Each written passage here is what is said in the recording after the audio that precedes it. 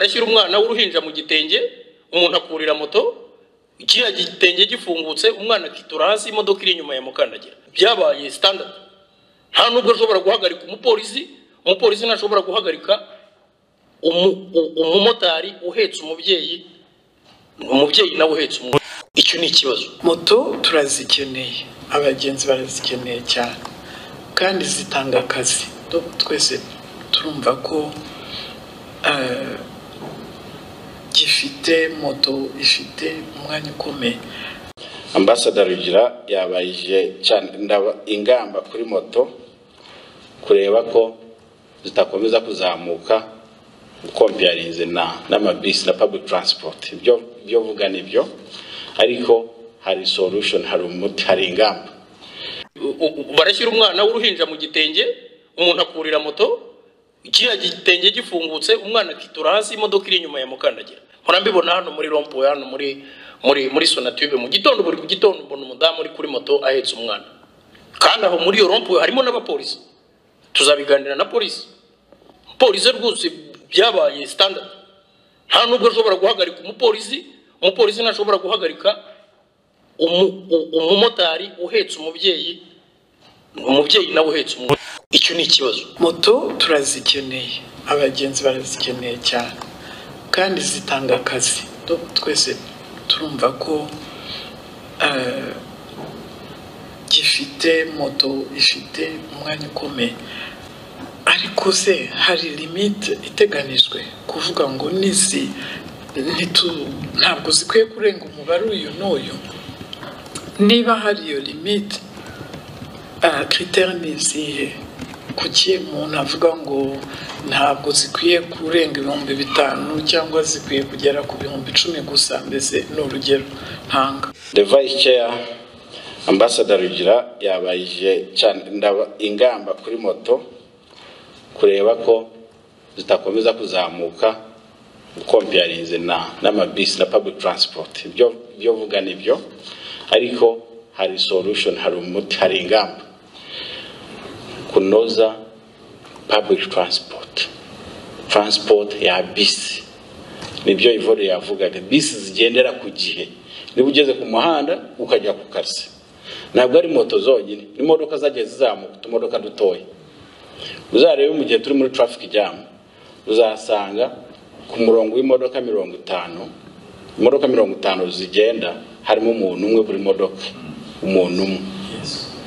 So no kuvuga ngo tugomba kurushaho kunoza umwuga wa public transport kugira ngo tugabanye moto, tugabanye n'izindi modoka, none tugira umutekano mu muhanda. Ubu ngo rero harimo uko iki mu mujyi wa Kigali specifically. Mujyi wa Kigali hagiye ikigo cyitwa Ecofleet kugira ngo ijye muri public transport yikore nka public service na public good. Ubu ngubu twaye public transport yakorwaga nka private, irimo aba private sector, kandi bo bareba profit. Murabizi niba Paris muri gare ntabwo ari busohoke bisi taruzura. Ubwo nimu kwansarengana cya kibazo mwavuga cy'abantu bashaka kuba batinda bicaye muri bisi. Wareba agomba kwishyura credit muri bank, ntabwo ushaka no kumurengana.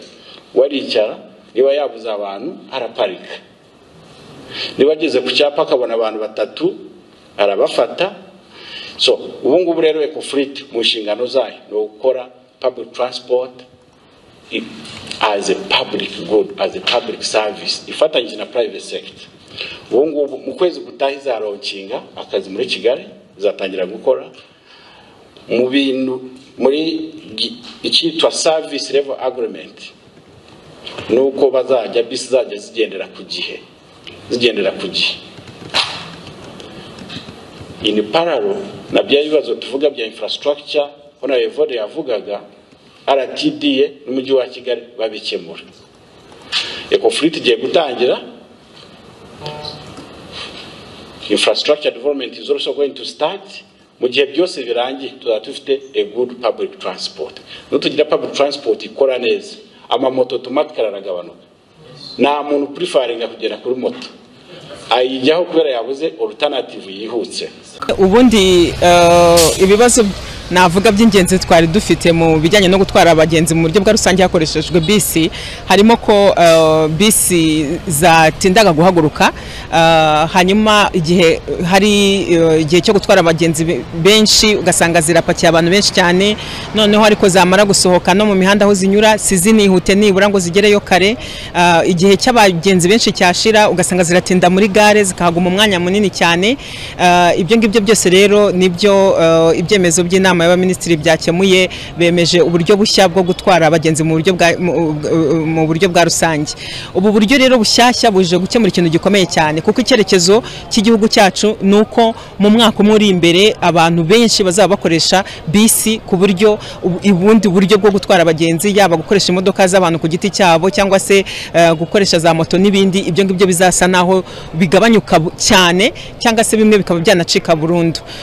ikigiye kuba cyiza kurushaho rero nuko izi modoka zigiye kuzajya zigendera ku gihe hagiye gushyirwaho ingengabihe bisi igomba guhagurukira muri bisi byanze bikunze kandi ibice byose bya Kigali hanyuma ninagenda ntabwo izajya igera ku cyapa runaka ngo igitindeho igomba guhita ikomeza ikagenda noneho n'igihe igeze ku matara ayobora imodoka hazaba hari itara ryagenewe bisi ku buryo yo ihita ihabwa uburenganzira bwo gukomeza ikagenda mbere y'izindi ibyo ngibyo byose rero bizatuma kwa gutinda mu nzira kutongera kubaho no gutinda muri gare ntibyongere kubaho haba hari mu gihe cy'abantu benshi ndetse no mu gihe cy'abantu bake bisi zizajya zihora zigenda buri kanya ku buryo buri muntu wese azabona ko kugenda na bisi nibyo byizewe bituma ugerayo vuba zirasa neza zifite isuku mbese gahunda zawe zose zirakoreka nta kibazo twababwira ngo byahindutse bigiye guhinduka ubu ngubu rwose we watekerezaga moto kugira ngo wihute bisi nayo igiye kuzajya yihuta kandi bisi izajya gutwara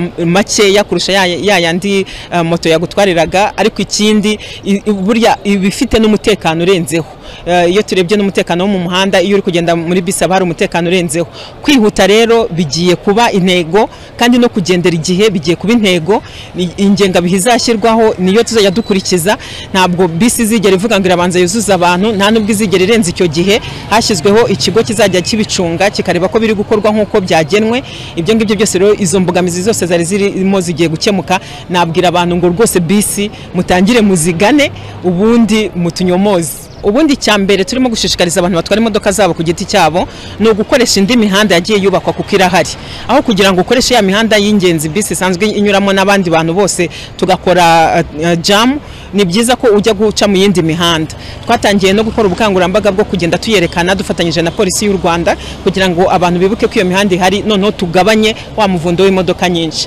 icya kabiri cyakozwe nuko hashyizweho rya tara navugaga riyobora bisi ririmo riragenda rishyirwaho ubu ngubu ahantu henshi muraza gutangira kubibona noneho aho iryo tara ryashyizwe hazajya haba hari igisate cy'umuhanda cyagenewe bisi bisobanura ngo mu gihe cyose bisi ije ubona yuko urimo kuyibuza kujya muri cya gisate cyayo wakagombye kuyibererekera ikajya muri cya gisate cyayigenewe kugira ngo rya tara rize kuyiha inzira noneho yihuta igereyo vuba izo ni ingamba rero zikomeye cyane zizatuma no mu gihe cy'umuvundo na bisi zizagerayo vuba twebwe twazihaye inzira tukajya guca mu yindi mihanda ariko noneho na rya tara riziyobora ryazihaye inzira hakiri kare zikihuta zikagerayo hakiri kare ntabwo bizaba biri mu bice byose bya Kigali ubu ngubu mu gutangira bizaba biri kubera ku muhanda downtown ukomeza ukajya i Remera unyuze Sonatube hanyuma n'ahandi bizagenda bihagera buhoro buhoro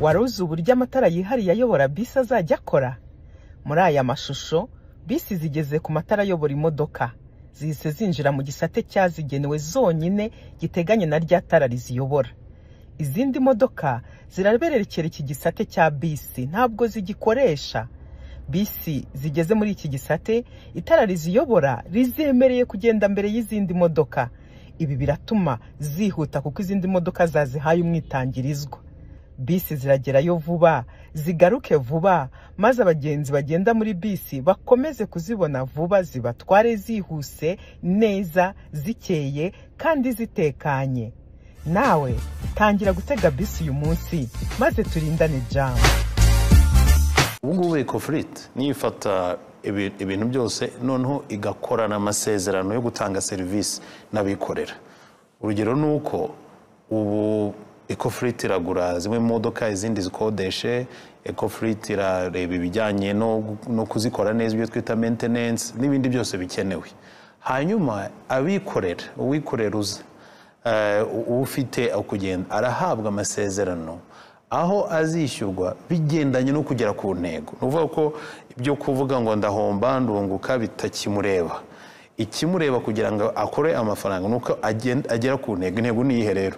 Nuko utarenza iminota 3 ku cyapa, nuko utarenza iminota 10 muri gare, nuko kugira bisi isa neza, nuko kugira abashoferi babwira neza abagenzi, nuko batwara neza nimba hari abasaza n'ibindi.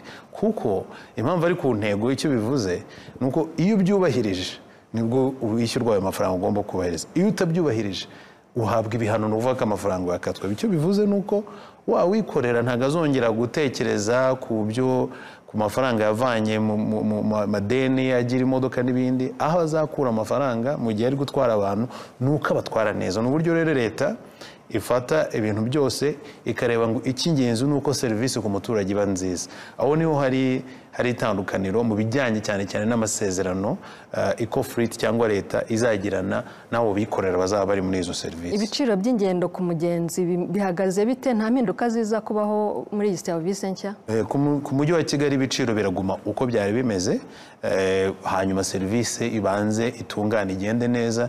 Turifuza ko abantu bayikunda bakayihitamo bakayizera ikaba uburyo bwizewe kurusha ubundi. Ibiciro byo biraguma uko bimeze. Ibipimo by'umwuka tugenda dufata ahantu hatandukanye mu gihugu cyacu byerekana ko umwuka duhumeka ukomeza kwandura cyane cyane mu mujyi wa Kigali.